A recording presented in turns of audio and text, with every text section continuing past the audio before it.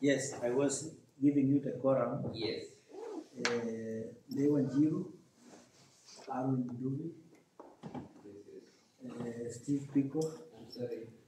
Can you remind me your name? Onyeki. Onyeki. Yeah. Onyeki. Yes. Yes, Mr. Jiru. Yes. Yes. There's also Aaron Dubi. Just step out. There is Steve Pico. That is it. Among the events, then Narani Kuku Mr. Munga is for the states. Yes.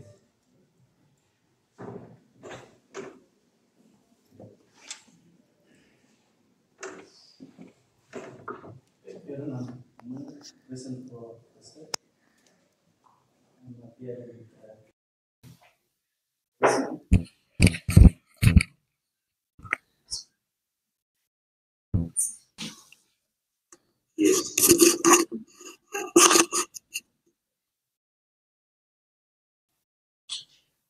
you're not another kind of software. Eight witnesses.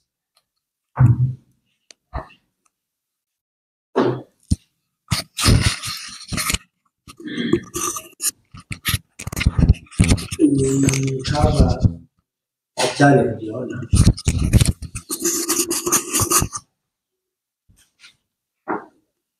On the half year of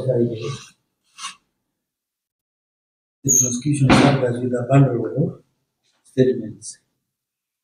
When you look at the statements, the first 12, yes. When you look at the bundle of statements, the first 12 are the first accused, the 12th accused. The first 12 witness statements.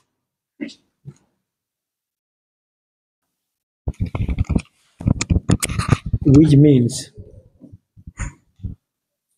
we really don't have witnesses in this case, because the witnesses are the accused persons. That raises several constitutional dilemmas in the context of Article 50, clause 2L, and also Article 49 of the Constitution, which prohibits the question against giving self-incriminating evidence.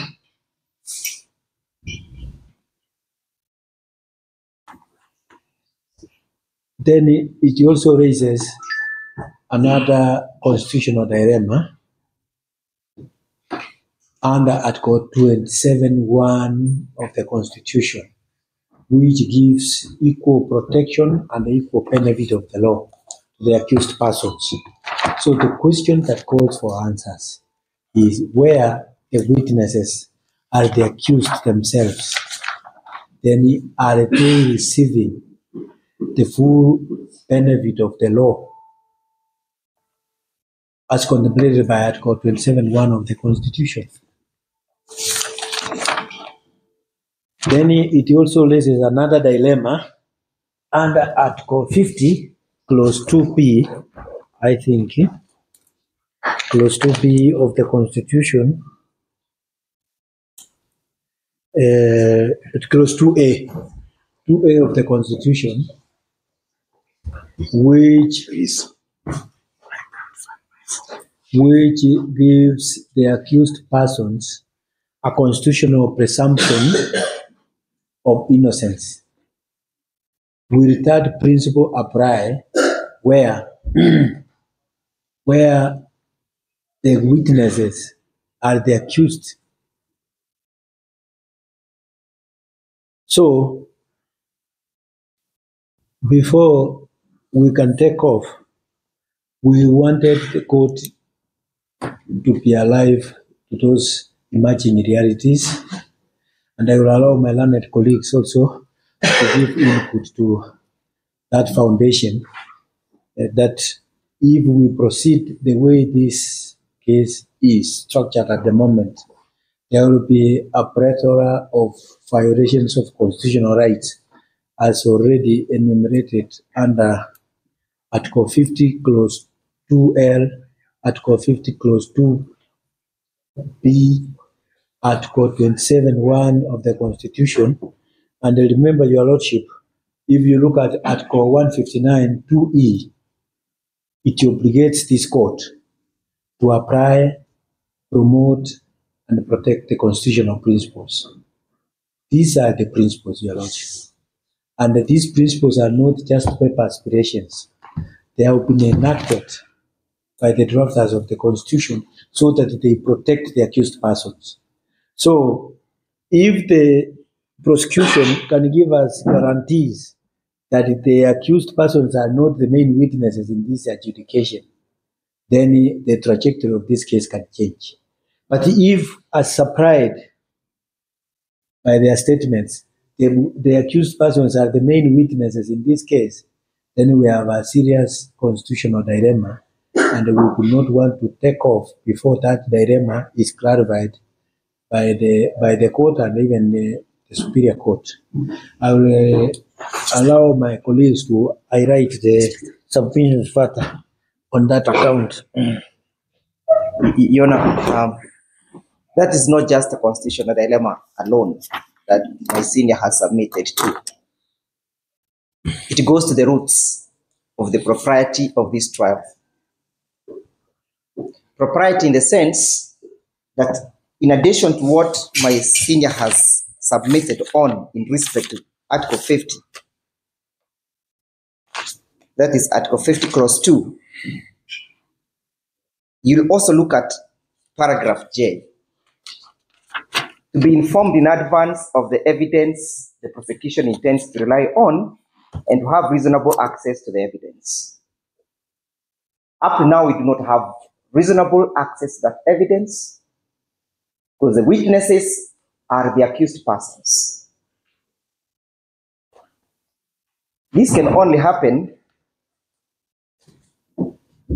in a jurisdiction where there are no procedures, and especially as enshrined under Cap 75. Secondly, Your Honor, paragraph K provides that to adduce and challenge evidence, the prosecution to adduce evidence, the defense to challenge that evidence. So we are in a serious constitutional dilemma, as counsel says. How do we challenge this evidence? How does the prosecution adduce this evidence? When does the accused person convert from an accused person to a witness? And where is the line? Counsel submitted on the question of to refuse to give self-incriminating evidence. And Your Honor, this is a very, very, very serious transgression. Because this Article 50 is protected article under Article 25. Article 25 says that these are some of the non-derogable rights. You cannot derogate these rights. You cannot limit these rights. The right to a fair trial. And as such, Your Honor, many a times this court has said that it has no ability to interpret or apply the Constitution. But we are not asking you to interpret it. We are asking you to apply it. Just in the same way, you would apply the provisions of the Constitution under Article 49. If you could grant an accused person bail under Article 49, and that is the application of the Constitution, why then should the court close its eyes to the imports of Article 50? You know, as I sum up and perhaps pass over to my learned friends, it is important also to look at Article 10. Under Article 10, which provides for the values and principles of governance, this court is enjoined. This court is enjoined in its jurisdiction to uphold the provisions of the Constitution. Among that principle, Your Honor, is the principle of the Bill of Rights, to which we are submitting to this morning. So, we are in a serious dilemma. And may I just mention that the evidence of Daudi Mwangi Chege, the evidence of Daniel Mutua Njoroge, the evidence of Simon Mungai Madhu, the evidence of John Kuria Kariro, the evidence of Peterson Wanjau Dirango, the evidence of Samuel Kangede Gige, the evidence of Julius Dongo Kamau, the evidence of Peter Njenga Wambui, the evidence of Philip Kagiri Njoroge. Those are your witnesses today. These accused persons are your witnesses. Your Honor, we are ready to proceed in that circumstances, if we can.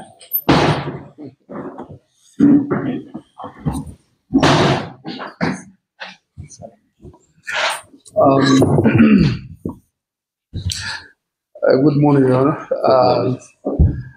My name is Harold Ruby, advocate. Yes. May I apologize? I was actually running upstairs to look for you to come here so that we can deal with this matter. The questions that they have discussed, my colleagues have discussed, are important constitutional questions. We are in a period that now we want to violate the Constitution and defile the Constitution at the behest of the prosecution and in promotion of impunity.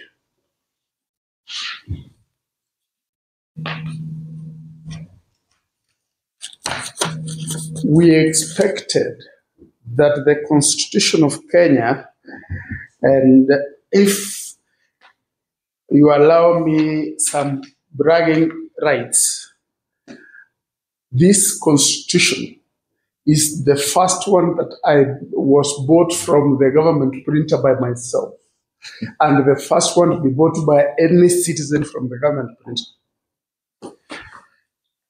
The second point of allowing me bragging rights is that I participated in the process of making this Constitution. We did not expect that we should have a prosecution that would violate citizens' rights. Even if any citizen could be criminal, yourself, myself, anyone here would be engaged in a criminal activity. But we are entitled, all of us are entitled to a fair trial. One of the principles, and may I again say what my friends have said, you cannot compel a suspect to record a self-incriminating statement, choose him as a witness against himself, and choose him against as another suspect in one transaction. I don't know, because I was upstairs trying to chase for your chambers, and I found they were closed. Thankfully so. That is how it should be. I recognize that. The fact is that statements from each one of these should not be used against another.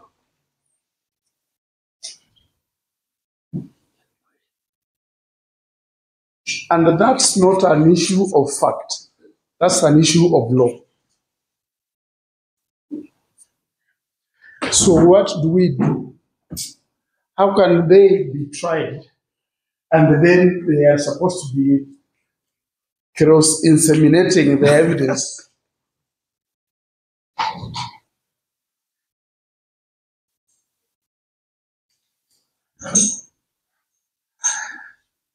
The additional and possibly my last point is that some of the suspects, particularly the first accused, has a similar matter pending in Nairobi.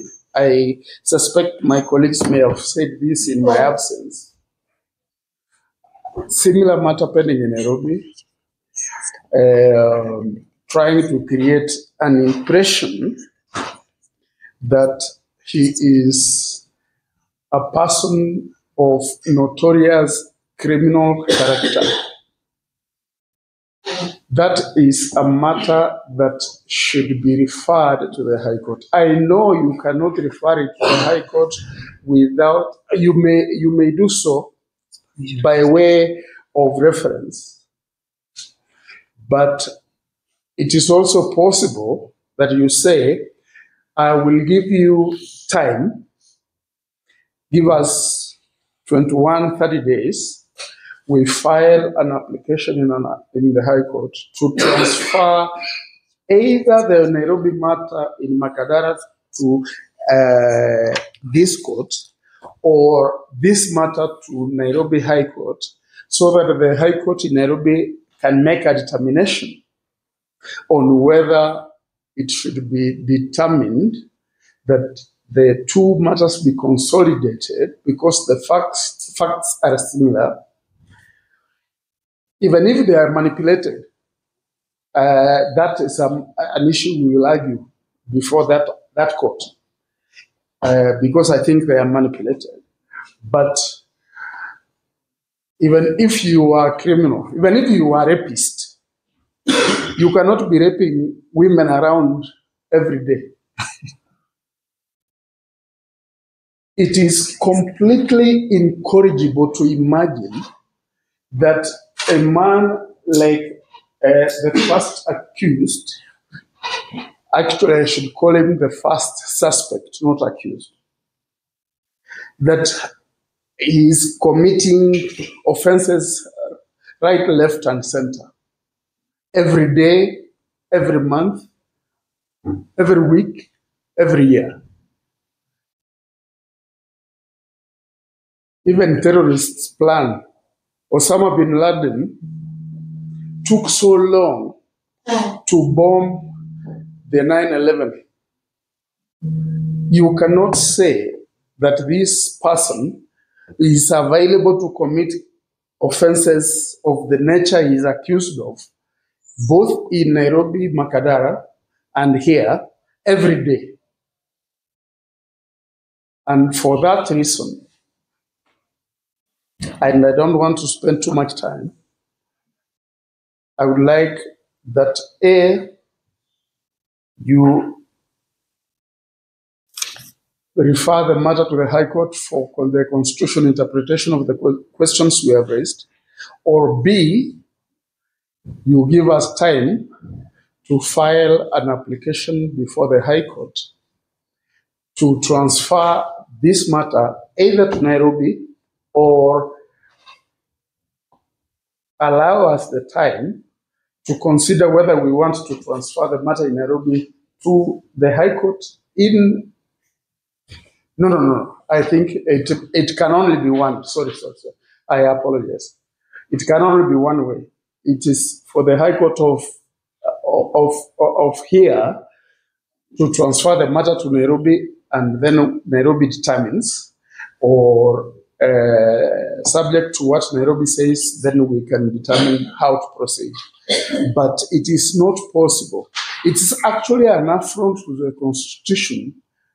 It's an abuse of the law. It's an abuse of the, not the jurisdiction of the people, but the sovereignty of the people of Kenya to have these charges brought up against these men. Can you imagine if we came to a funeral meeting in your house and then someone said, we have come for a Mungiki meeting? What is that? If I went to any of these persons' houses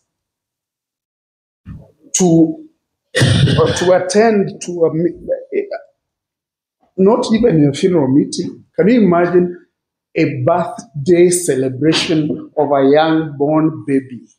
Then you say, "Mumekuja hapa kufanya mungiki." What is that? Do they even know what mungiki is? And then the trouble is, under the Magistrates Administrative Action Act, there is the statute that manages your jurisdiction does not permit you to go into those issues. And that's why we have to go to the High Court. It is a senseless use of our resources. It's a senseless use of judicial time. But it is a useful way to promote governance in this country. It's a useful way to promote senseful education to the prosecution. There is something else, and as I finish this, and it's an important question for me. When I look at the charge sheet, there are two things that turn out. I hope my friends had raised it, but maybe they hadn't. The charge sheet is supposed to be signed by a name and rank of the prosecutor, and then the ODPP stamp, date, and signature.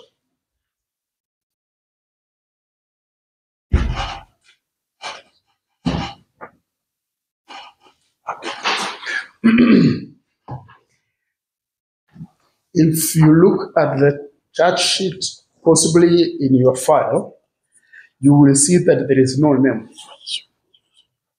You will see that there is no rank.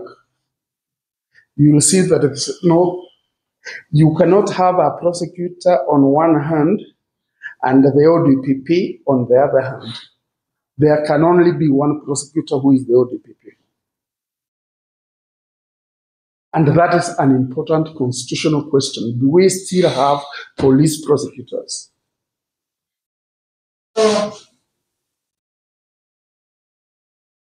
If you look at the charge sheet, you will also see, and this is, I hope, my last point. Lawyers like saying last, and they don't last long. They last too long. You will see that there is a scribbling of something called a signature, but without a name. Then on the side of ODPP, there is a stamp without a name or a signature. The question is the charge before you legal? And that is what we are saying. Those are important questions. You as a legal officer, a magistrate, a judicial officer, you could actually, I'm no better than you. These guys here are no better than you. But the law, unfortunately, doesn't allow you to make that decision. So you need to refer this matter to the High Court. So the High Court can say who is a prosecutor in a matter. A policeman cannot be a prosecutor. You cannot have, I was talking to my client yesterday, and we were saying, even in a murder charge, a criminal murder charge, a spouse cannot testify against the other spouse. If they are all accused together, none of them can testify against another. The statements that were provided, and that will be my final last point. The statements that were provided, there are two things I would like to say about those statements. One, they were sent only, how many hours ago? About 36 hours. About 36 hours ago. That's when they were provided to my colleague, Mr. Onyeki. And that contradicts the provision of Article 50,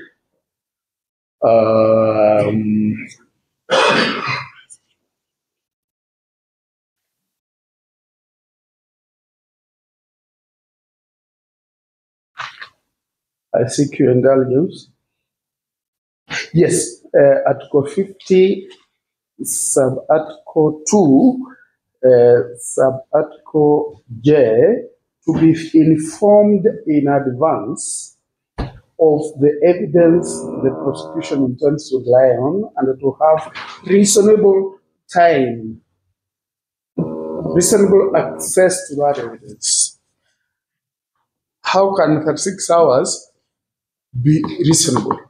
And remember, if you look at Article 260, if you look at Article 260, give me a second.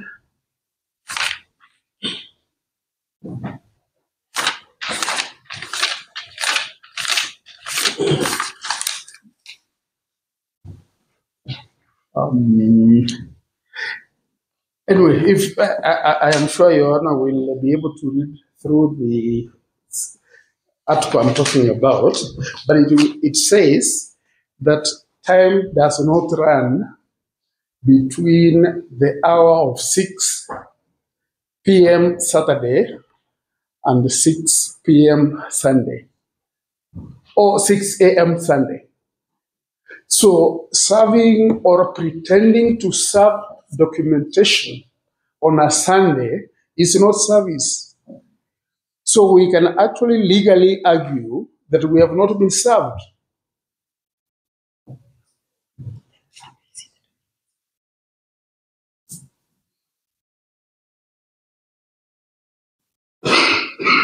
These fellows who are government officials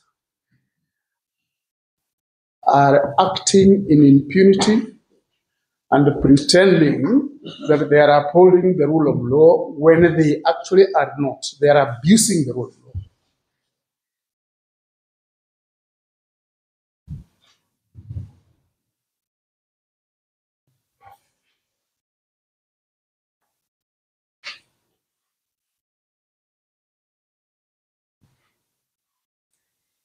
If you ask me, without being disrespectful,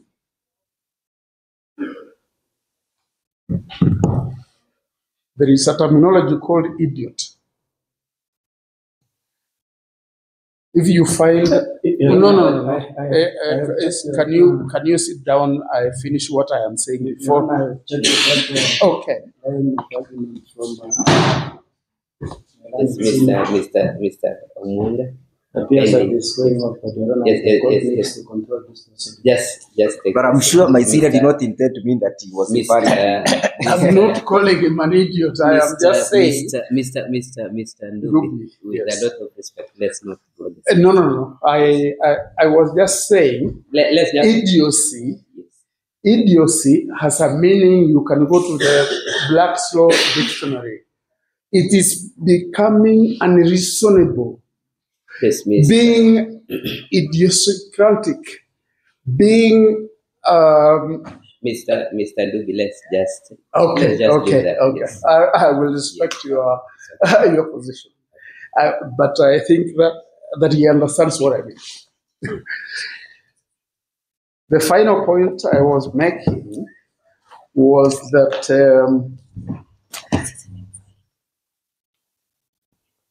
they have missed the mark by a large margin in terms of providing even particulars of the charges.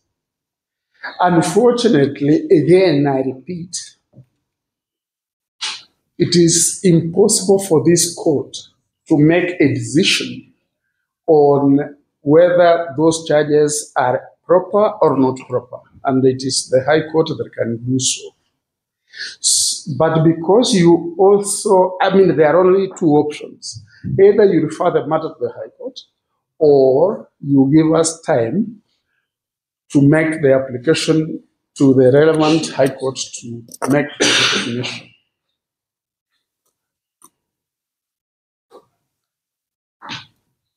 I think that's okay. But finally,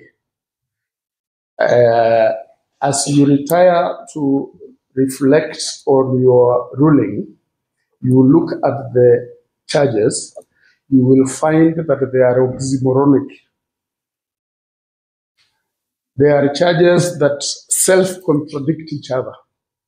So you wonder, do they understand what they're being charged with? Because the Constitution says they need to know what they are being charged with so that they can answer.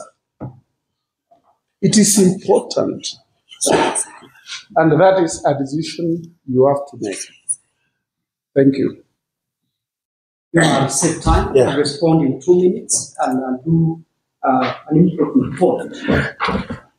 There's a question of one pistol make token against which Mr. Misoy claimed our client the first accused. This gentleman here was allegedly taken from a gun. We have not seen a ballistics report on that account. We need it immediately before we can proceed. There was the government chemist.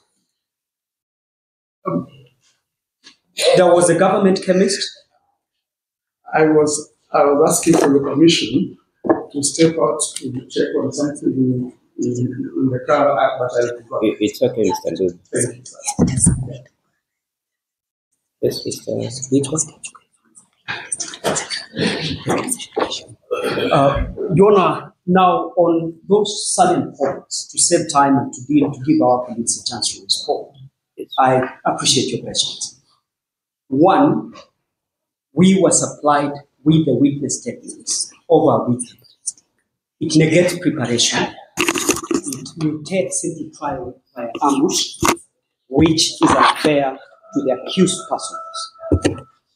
They hoped that we would be unprepared. That was the deliberate intention. Number two, we have not been supplied with an inventory of what was done. We need that done before we can proceed. Most significantly, we now have a statement and a set of statements which are from the accused themselves. Your Honor was present on the 13th when this miscellaneous course was being done. I'm the one who, in fact, objected to them being detained for 30 days. The court gave Mr. Misoy and the prosecution a chance to supply these documents and to be with us during the statement taking. They were not afforded counsel, and today only to be ambushed with statements allegedly done by them, and which should be used by them if you allow the prosecution to proceed today. The question is, will the first to the 12th accused testify against themselves? At that level, the case should collapse instantly on account of that violation. The procedure for converting an accused person into a witness for the state has not even been taken. That procedure has not been made formally. They ought to have applied before this court if they intended to have any of these witnesses testify, for instance, against Maina and Njenga. Ideally, is the target. All these other people are very small fish in this process. And we are saying, if you are going to convert a witness, an accused person into a witness, formally apply before court, give the prosecution and the defense a chance to litigate that issue. They have not done that. So, we say that failure to supply inventories, failure to supply statements in time, and now putting and pitting accused persons against each other is a deliberate ploy to devastate the course of this trial. That goes to the root of Article 50, Article 49, and even fair administrative action. The prosecution is funded with our taxes. They must do jobs as ordained and requested to do so. This court has got its time to be respected. And that time cannot be respected if parties deliberately come to court in the morning and state candidly that they are willing to proceed when they are seeing these anomalies. They are also officers of the court, all of them. Do they owe this court an obligation and a duty to dispense justice? And how do they dispense it? By pitting accused persons against each other. Lastly, in conclusion, the matter appear unlikely to proceed at their instance. If it was in a civil matter, we would have asked for costs. But this is a criminal process. We do ask them to prepare and supply all the documents so that we can litigate the next course of events, if possible. And now, rehashing what Senior Ndubi has requested and what Mr. Ndieki and Ndegwa requested. The court needs to retire to make a ruling on the salient issues so far raised by ourselves and have such considerations taken. We do pray that, in all fairness, we will not be tried by ambush as they have attempted this morning. It is prejudicial to us. It is an injury to our clients who are incurring heavy costs to come to court. Nobody is paying them to come here. They are paid by us to come here. Lastly, if there's any pending investigation, let us know when it's stopping, because investigations cannot go on in perpetuity. As it appears, they are now ongoing in perpetuity. The last constitutional issue that we need to address is there fair trial in view of what we are facing? Are the accused rights safeguarded? Is the state breaching their rights? Are they trampling on their rights? The answer is a firm yes. They harassed them and brought them to court and detained some of them for 7 days. At what point did they take their statements, and at what point did they decide to use those statements against the very accused who are here? That cannot happen in a formal and a structured system like we do have. I humbly pray that you grant us a ruling on those issues after Mr. Njenga and Mr. Ismail respond. Thank you. Your Honor, before the prosecution response, I want to clarify 2 issues. We have raised fewer points of law within the meaning of Article 10.1 and 10.2 of the Constitution, which allows you, in the application of the principles and values in the Constitution, you have jurisdiction. The issue of jurisdiction is about interpretation. We are not dwelling so much on interpretation. We are dwelling on application, because this is a consequence of the preparation for the hearing of this case. Number 2, when you look at Article 159, 1 and 2E of the Constitution, you derive your powers from the people of Kenya. And then you look at 159 2E, it says the purpose and the principles of this Constitution shall be protected and promoted. There is no other better person to protect and promote those values other than this court. So in that context, then we would want to hear what I would say. Off the record, because I know we don't have the latitude of time to just keep speaking. If you look at Article 22, Article 19, Article 20, 21, and 22 of the Constitution, it tells you that every officer of government enforcing this Constitution must observe those values.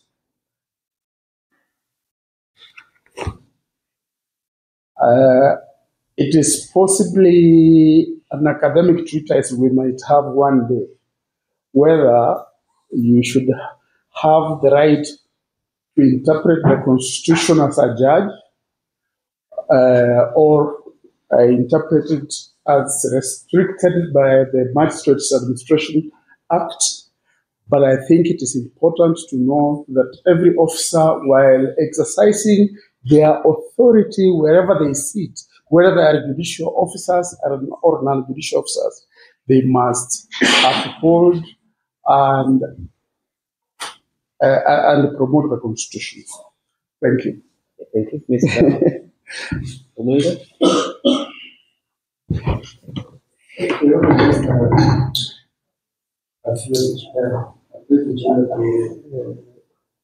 It's a response, no rejoinder. Yes, Your Honor, the issues which I've raised by the running councils. Yes.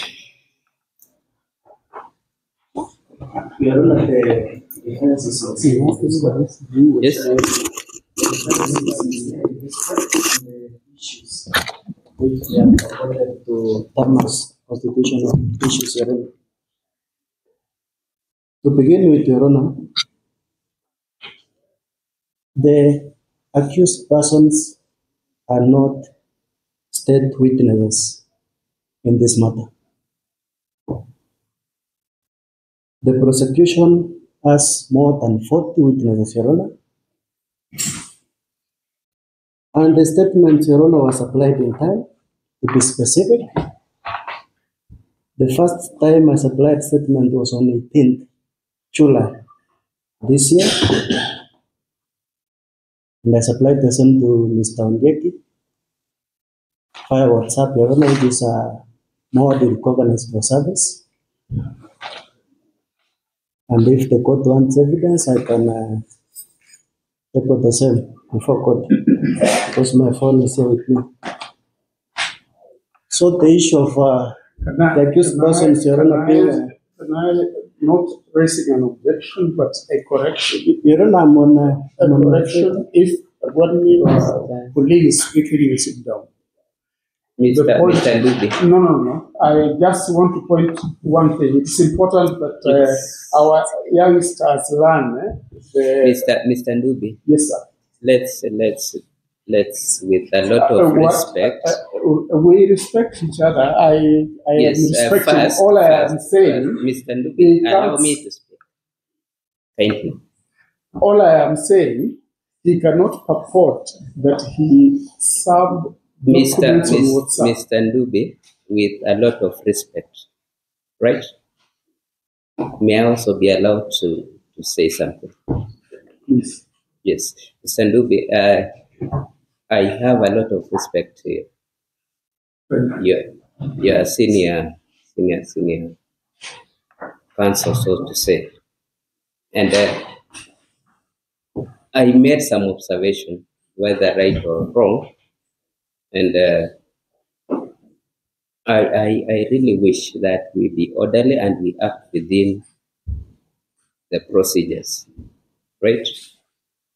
And also we be mindful of the language. Mr. Ndubi, it's quite disappointing when I hear you refer to a prosecutor as a fellow. That is, it's not right. Let's treat one another with respect. We are officers of this court. We use the language that is permitted within the court. And let's operate within the provided procedure. Is making a response, you will have a chance to do a rejoinder. Can you allow me to apologize? It's okay. I just pointed I it want out. to apologize and shake his hand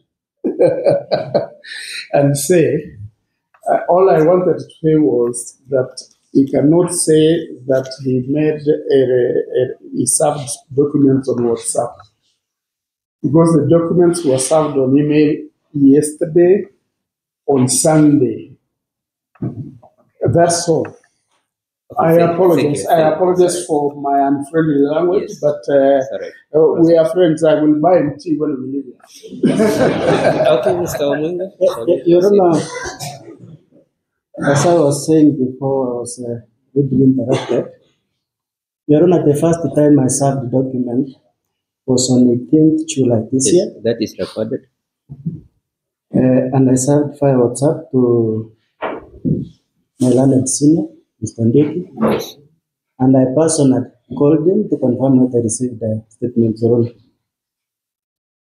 And on Friday last week, Your Honor, I resent the documents because I knew that these issues were going to come up. And the council acknowledged the receipt of the same and requested that I tell him the number of witnesses, Your Honor, we were going to affect.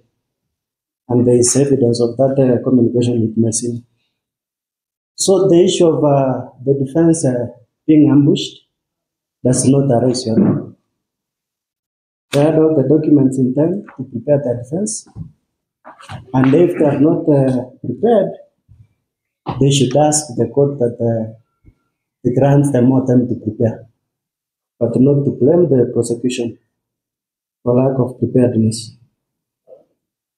Your Honor, another issue which has been raised is regarding a similar matter pending in Nairobi. No material, Your Honor, has been placed before you. I have not been served with the purported case in Nairobi.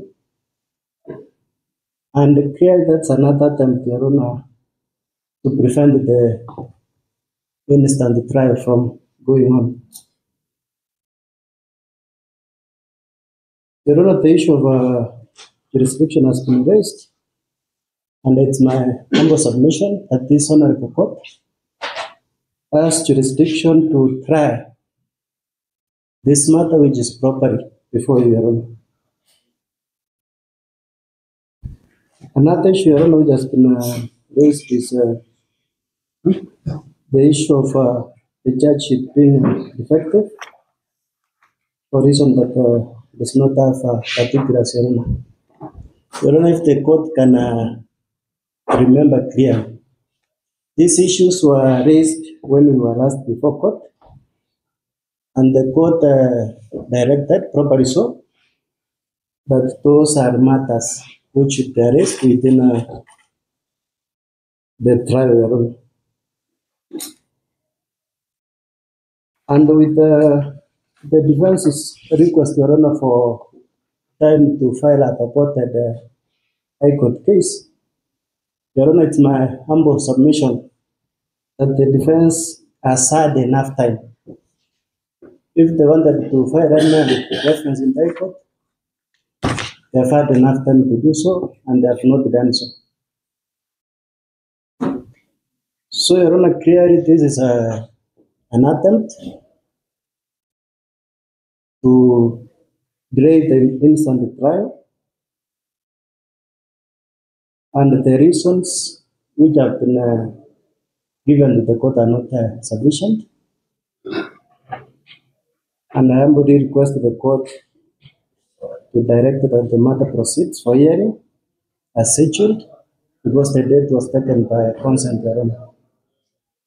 And the prosecution has witnesses. And as a matter of fact, Your Honor, I have earlier supplied the name of the witnesses who are present to my learned senior Njenga. And he has not mentioned that, which means that's another of misleading this honorable court. Having said that, Your Honor, I request that, Your Honor, you exercise the powers which you have under the Constitution to enable this trial proceed in an orderly manner and in accordance with the law. That's all.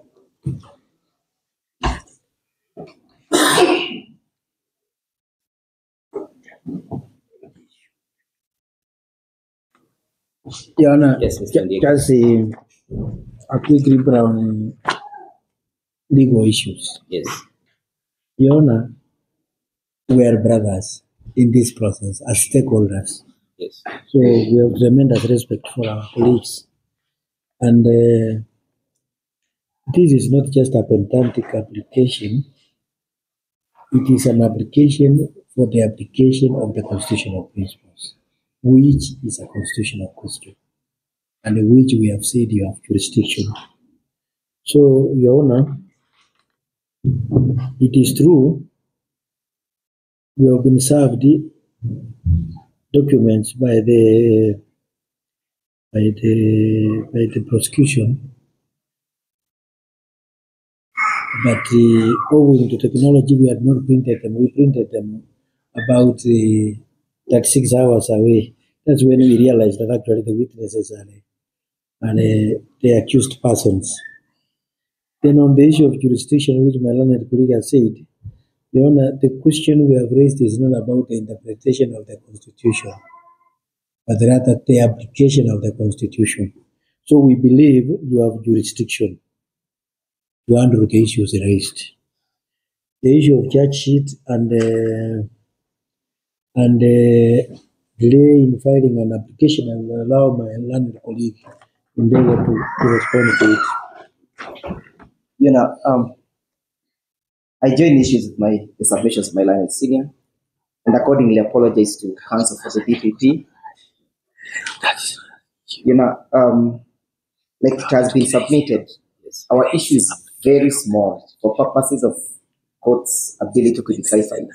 Yes. Whether or not the trial before you is a legal trial, well-founded within the provisions of the Constitution as submitted earlier, and whether by the fact that the accused persons have provided statements in support of the DPP's case, whether the trial is contaminated with legal impurities. And if the trial is contaminated, then what is the remedy available in this particular case? And subsequently, Your Honor, if the court finds the legal improprieties, can the court apply the doctrines of severance and it say that this is good, this is bad? Or it will be garbage in, garbage out. That is the purest case that we want you to determine. Notwithstanding the issues of charge sheet, that is not what we are asking to determine. The legal proprieties or improprieties, the iniquities, do they contaminate the trial as submitted under Article 50, Article 10, Article 20, as submitted by my senior learned counsel, Mr. Ndumbi, Article 159 of the Constitution, and the question of the DPP's abuse of office. Is this a trial under Section 5, Section 6, and Section 8 of the ODPP's Act that is pursuing public interest? Or is it a mischievous trial that is intended to attain other ends? That is all what we invite you Honor to take a determination on. We so rest our case with you Honor.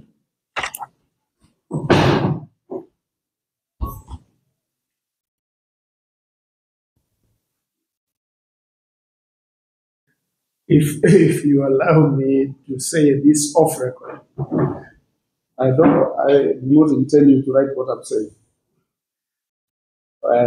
This country has come from very far. We have been through this experience many years ago,